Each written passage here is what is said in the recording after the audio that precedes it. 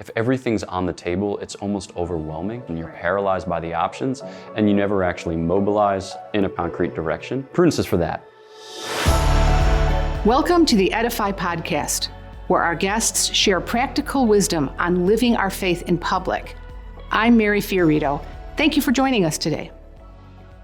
Welcome to the EDIFY Podcast. Our guest today is Father Gregory Pine, who is a Dominican friar of the province of St. Joseph, which is the East Coast province of the Dominicans, and he is the author of a new book on prudence. Father, welcome. Thanks for having me. Oh, great for you to be here with us at EDIFY. So much to talk about. Prudence, one of the virtues, but only one of them. What led you to write an entire book on it?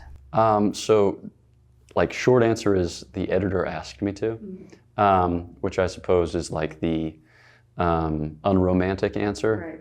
So it's like writing something under obedience? Well, in a certain sense, yeah. It's like there are a lot of customs in the Dominican order for which you can supply that type of response. Like, why do you guys wear hoods? It's like, well, because churches are cold. But also, there are other dimensions to it. Like, we also wear hoods as a sign of consecration.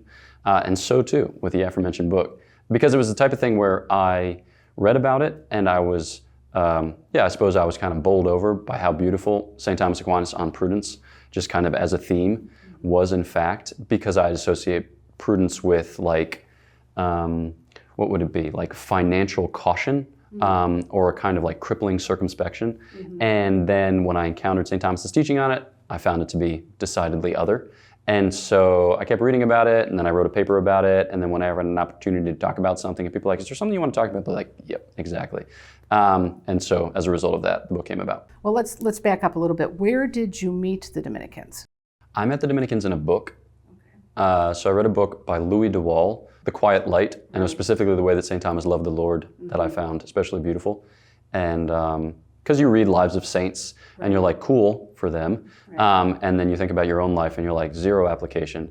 Insofar as, yes, I want to love the Lord, but I don't know that any of these concrete particulars actually apply to me. Right. Whereas when I read St. Thomas's life, you know yourself to be less intelligent and less holy than he. But there was also the sense in which the shape of his sanctity had a claim on my life in a way that of other saints did not. So, I met the Dominicans there. Were you in college at that time? Or Yep. Okay, where did you go to college? I went to Franciscan University of Steubenville. Okay, so the reading of religious novels and even historical religious novels, not all that unusual at Franciscan. And were you already discerning a vocation to the priesthood then? No. When I went to school, my sisters had both gone to Steubenville, and they counseled me to not date my first year. Not like I was dating like an absolute monster in high school. But they're like, just don't date, make good friends, rather than maybe you meet a gal who's wonderful and you start dating in October and you date for 3 years, and then your senior year you're like, yikes, I spent a bunch of time with this woman with whom I'm no longer in a relationship, and maybe I could have blah, blah, blah, ... end that sentence elliptically. So they counseled me not to date my first year. And it was cool because it was a kind of like mentality shift. Mm-hmm. And so far I was making a choice not to, which was different than just being in a holding pattern until such time as the occasion should arise. Right. And it was that year I went to a lecture by Professor Eleanor Stump on Aquinas on the Nature of Love, and I was just, it was awesome. Because I knew a couple of things about what holy or smart people had said about the faith, but it was like an eclectic hodgepodge. I was like, this person says this, and this person says that. Cool, right? But the way that she explained it, it was articulated, and it was wise, and it corresponded to my experience, but she was able to enunciate it with a vocabulary and a grammar that really gave you a sense that this has purchase, Mm-hmm. And so I picked up that book subsequently, read it, got pumped, ... Okay, well, what's the ... You went to the vocation director, or you, So I had a friend who had knocked down the door at a monastery and said, let me in? Exactly. So I broke into the monastery and I claimed a room and I said, if you kick me out, I will kick you out. And they're like, you petulant child, leave the premises. I had a friend who knew a gentleman. Well, he knew one of the men who had entered the community, and he was to be ordained a deacon. So he invited me along, and then I talked to the vocation director, and I started making periodic visits. But at the end of college, I was thinking that maybe I should grow up because it seems like an advantage. So my parents very much esteemed the priests whom they found to be responsible. Okay. So like men who at the end of a meal would offer to help with the dishes, or RSVP'd and then kept their word, or wrote thank you notes, or, yeah, you get it.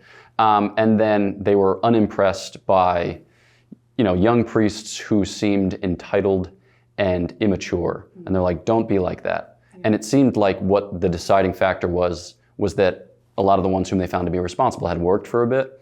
And so I was like, maybe I will pursue this course. And so I was planning on it. And then it was impressed upon me in a series of encounters that was just too, kind of worldly prudent. It wasn't the prudence the So Lord it's almost like working for the sake of working, without any, end goal in mind. Yeah, other and than I just life had the experience, sense, right? Yeah, and like a vocation is a thing that you hold in earthen vessels, and you can't presume upon the management of it. I mean, it's God's to give and God's to shape. Well, so you've written this book on prudence, which is, again, one of the virtues, I think, when you're thinking about the virtues, prudence isn't one that automatically comes to mind as the most important, but when you do a deeper reflection, it's so critical to so many things, is it not? I mean, to virtually every other virtue. Can you speak a little bit about that? Sure. So there's an ancient teaching about the interconnection of the virtues, which you find this in pagan philosophers like Plato, Aristotle, Cicero. There's this sense that either you have them all or you don't have any of them. And the idea is that, so most virtues that we would ordinarily think of are virtues of the appetites. So temperance, fortitude, justice being the three cardinal virtues associated with prudence about which we speak most frequently. And the idea is they regulate your desire for particular goods, goods of a particular sort. But prudence organizes it such that you pursue those goods in a fashion that corresponds to the whole of a human life. So it forbids a kind of compartmentalization or a kind of stratification of human pursuits which would pull you apart, right? So it's a humanizing virtue, it's an integrating virtue, but it's an intellectual virtue. And so for that reason, it's something that we think about a little less readily because we tend to go for the virtues of the appetite or the virtues of the heart, I mean, just to sort of bring it down to a more, practical level, what would be sort of a typical fact pattern, if you will, that you would use to describe a good use of the virtue of prudence, or a proper use of the virtue of prudence? Yeah, I think that with college students, I would start with the experience or the phenomenon of uncertainty. So say that you've got a day ahead of you and you have a few things that you want to do with that day, but you spend a lot of that day thinking about how you're going to spend that day. Many of us have had the experience where it's like, if everything's on the table, it's almost overwhelming, right? Like this is an option, and this is an option, and this is an option. You're paralyzed by the options, and you never actually mobilize in a particular concrete direction. So prudence is for that. That's basically the reason for which prudence is. It corresponds to that facet of reality, to that experience, to that phenomenon. And what it does is it places certain limits on your pursuits, so as to channel them, so as to direct them, so as ultimately, to train them. So say like, today you want to, I'm going to bring a hypothetical example that just may or may not correspond exactly to what I have to do today. You might have to study this or that language in preparation for whatever, articles you need to incorporate in your thesis. You might need to respond to this or that email because there's business that goes on regardless of what else you've got currently on your plate. You may need to, call your niece on her birthday. You may need to pray the Liturgy of the Hours and a rosary, offer the Holy Mass, make a holy hour, etc. Right? So like, how are you going to fit those things in, given the other demands on your day? And prudence isn't just a matter of making a schedule, right? It's a matter of seeing the things for what they are, right? Kind of rank ordering them, given the degree to which or the urgency with which they pertain to your life and to your good, and then shaping things in accord with that. But also to your vocation, correct? Yeah, exactly. Because it's about you concretely and specifically, which takes into account your vocation, your state of life. The four things that you've just listed for me would be a very different list because I have no obligation to say the hours. Exactly. And you do. But I do have an obligation to, be kind to my husband, and you don't. So it's also, you have to take into account your state in life and your vocation and time, when you're doing place, that. circumstances. Right. I think a lot of people are a little bit ill at ease with this idea of limitation, but it's just baked into our human experience. You can only be you in this time and in this place and in these circumstances. Those all shape your approach to what it is that's going to happen today. Well, then how do you teach prudence? I mean, is it a virtue that can be taught, or is it one of those things you just kind of have to see it done in practice and then sort of absorb what prudence is? Yeah, so I mean, like the ancient tradition does put a big stress on the example of the wise person. It's a thing that you see, and it's also a thing into which you're initiated in the setting of family life or political life or ecclesial life. Right? You learn to be prudent in relationship, which is a cool thing with the ancient and medieval tradition by comparison to the Enlightenment tradition. Right. Because a lot of us, we're kind of downstream of modern political philosophy where we think about all of our relationships as elective. It's like, not my president or not whatever, like we're always describing ourselves by comparison or contrariety to. Right. When truth be told, it's like, no, you don't choose who your father and mother is. You don't choose which country you're a citizen of, except in rare cases, right? What language you learn to speak. Right. So like limitation is just baked into our human experience, and what we get to do is live within those limitations with a modicum of freedom, right? If everything were up for grabs, we would be, again, paralyzed by it. My guess is you were probably often asked for advice. Father, I have these choices before me. What should I do? How do I know when I pray that God is helping me to make this choice? Yeah. That's got to be a pretty common thing, I would think. Should I marry this person? Should I, go to this graduate school? How do you advise? Because these are life-shaping decisions. And where does prudence come into those sort of things, and how? What's the connection between prudence and discernment? Yeah. So I'm thinking of an email that I responded to yesterday while sitting in the Chicago O'Hare Airport, which is a terrible airport because it doesn't have a Chick-fil-A. Also because I'm often delayed out of O'Hare. Yeah, so I was there and I was on hold with B&H Photo because my order was on hold for like 5 days because of some financial mismanagement. I think on my part, actually. So I assigned the blame to myself. And so I'm there, with my AirPods in, just like fretting about the fact that I might not get these cameras in time for the next recording date. And I received an email from a gentleman who was asking about his vocation.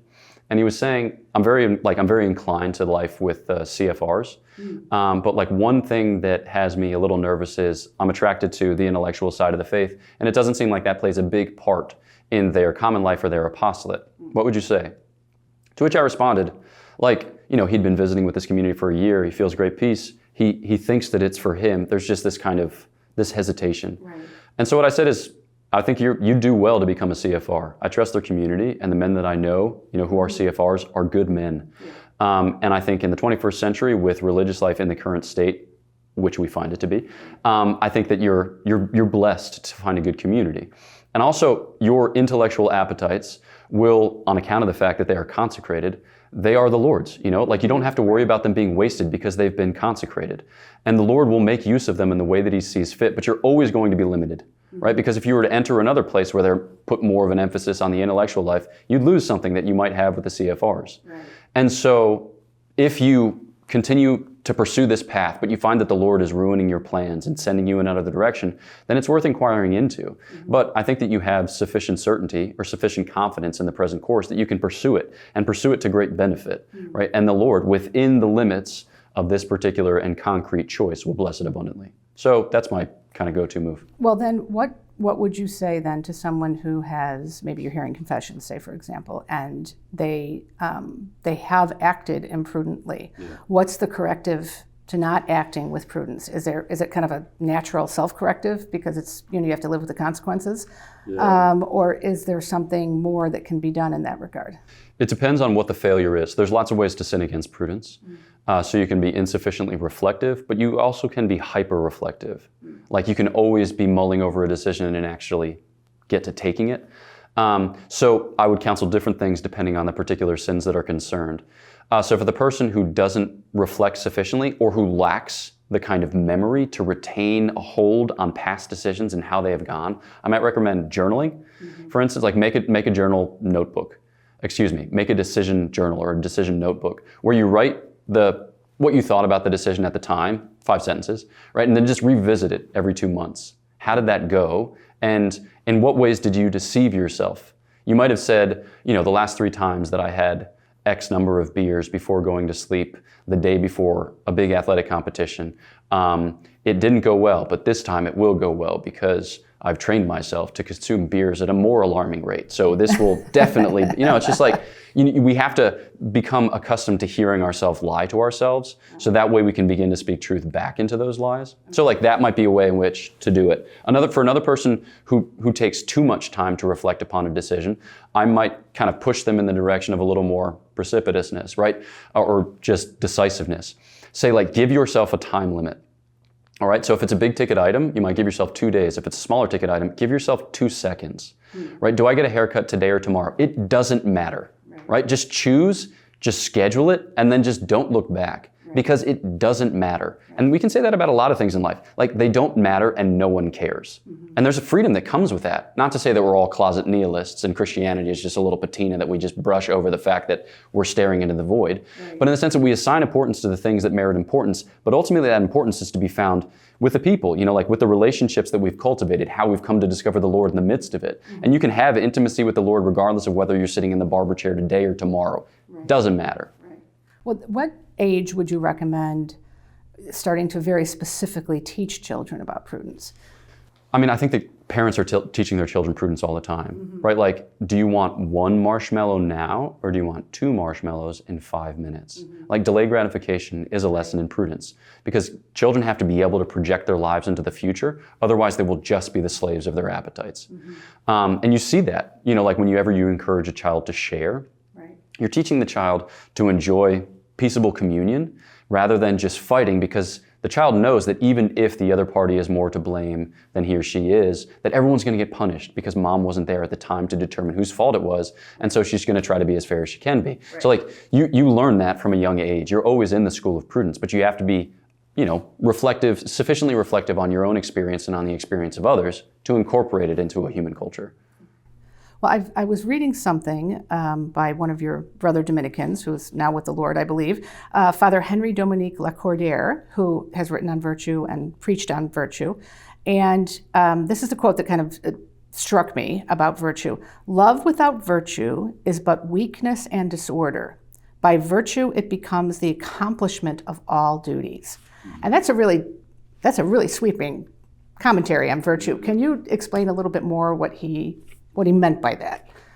Yeah, so like love takes concrete shape within an order. If love is not orderly, it's chaotic, right? It's just raw sentiment, which is used in political ploys for whatever, manipulation or control those in power would like to deploy it for.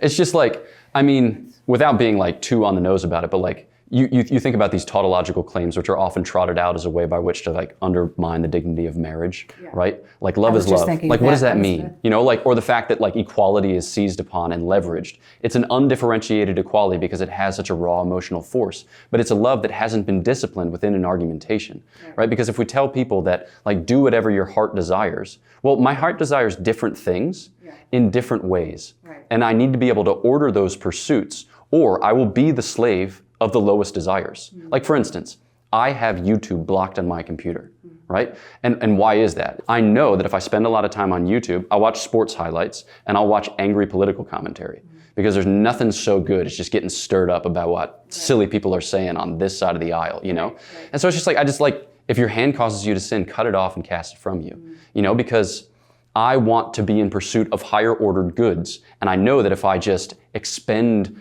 my loves on YouTube, that they'll be dried up or they'll be withered. And then I won't have the same kind of moral energy to dedicate to the pursuits which are worthy. How long have you had that particular discipline? I don't really know. Do you consider it like a form of fasting, or is it just exactly. For you it's fasting? Yeah, for me it's like part of the ascetical life. Okay. So like there are good things to be consumed on YouTube. Obviously, I think that otherwise I wouldn't contribute to the YouTube mayhem. Right. So you won't even see this, No, I hope that it goes well. Yeah, we'll have to let you know. Yeah, exactly. So tell me just as we wrap up here a little bit more about the book.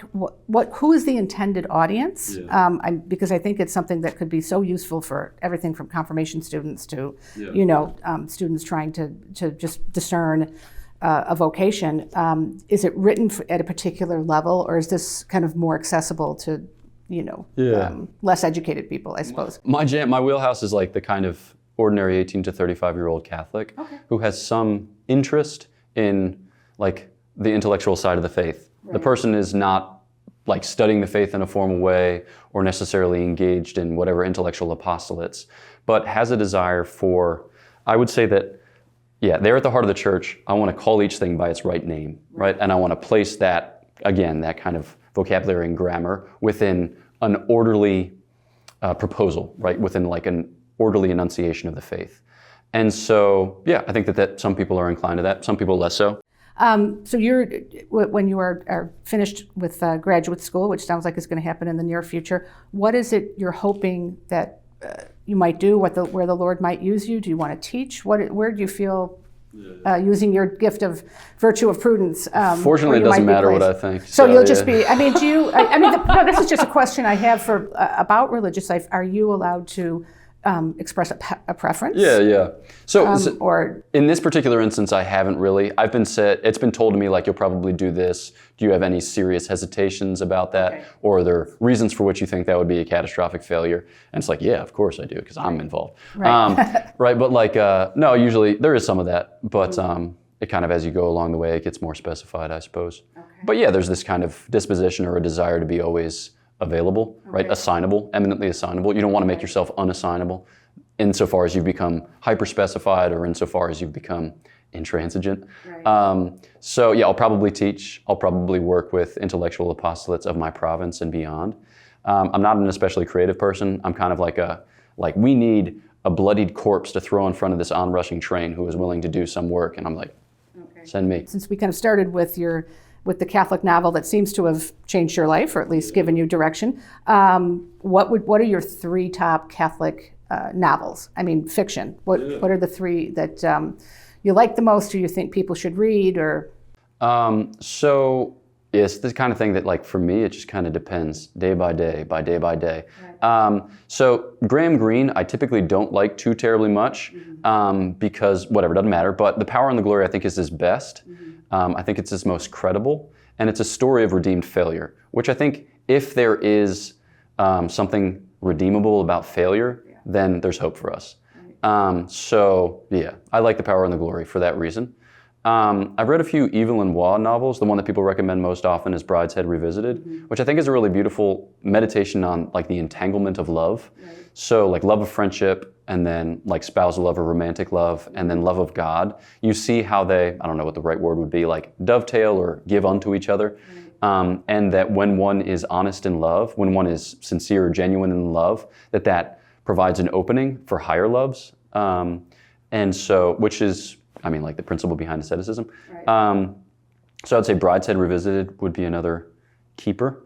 It's a weird book, which I really shouldn't recommend because it doesn't merit recommending, but Man Alive by G.K. Chesterton. So not a novelist. All of his characters are just themes on stilts because it's clear that he's an essayist. But that book is just so hilarious. It's one I haven't read, so I'll have to. Yeah, the basic premise is like you have to lose your life to save it. And it's, I don't want to give it away because there are 4 different vignettes. And in each one, you see how your life is effectively saved from a wreck, or that, it's something that's called back from failure or from catastrophe or from death in some way, shape, or form. So, like, he leaves his home in order to come back to his home in a kind of cool T.S. Eliot type way, or he almost risks his life so as to gain his life, those types of things. So I'd recommend that. Those 3. Okay. Well, thank you so much for those recommendations and for sharing your vocation story and your wonderful new book. And if our listeners want to pick up a copy of the book, when is it published now? And you can just get it on Amazon, I presume? And again, the title of the book is? Prudence. Choose confidently, live boldly. Okay. Thank you for being with us. My joy. Thank you for listening.